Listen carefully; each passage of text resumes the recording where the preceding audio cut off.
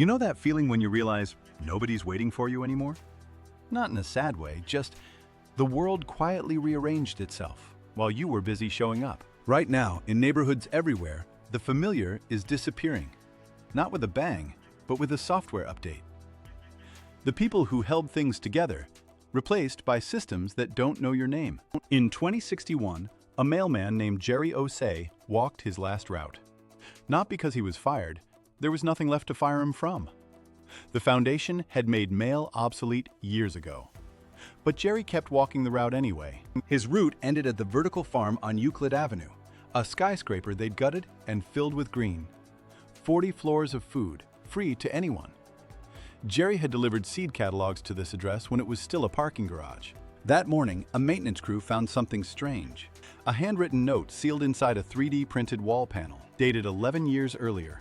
Addressed to no one, it read, "Jerry brought me soup when the power went out. I never said thank you. Connie, Apterd 4B." Connie had been dead for 6 years.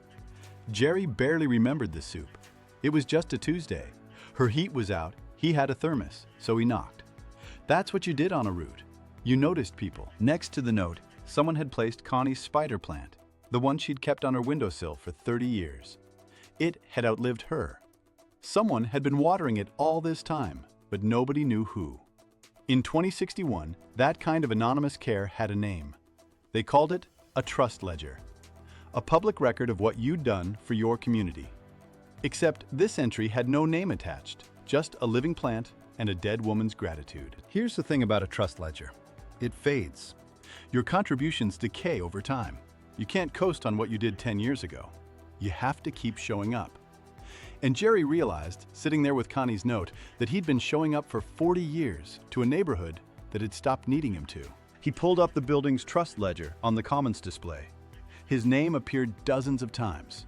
Wellness checks, package holds, storm warnings hand-delivered when the network went down. But the entries were fading, almost translucent. The system was forgetting him, the way it was designed to. So Jerry did something small. He took Connie's plant and replanted it in the farm's common bed, right at the entrance where everyone walks past. He didn't log it, didn't file a contribution claim. He just put a living thing where people could see it. He didn't need the ledger to remember Connie. And Connie hadn't needed a ledger to remember him. Some debts don't decay because they were never debts at all.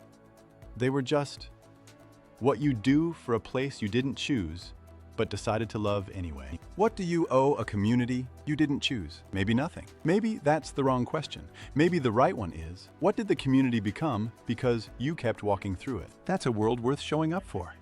That's Unscarcity. If Jerry's story made you wonder what else changes when survival stops being the point, the book goes deep. Find it at unscarcity.ai or on Amazon. The conversation's already started.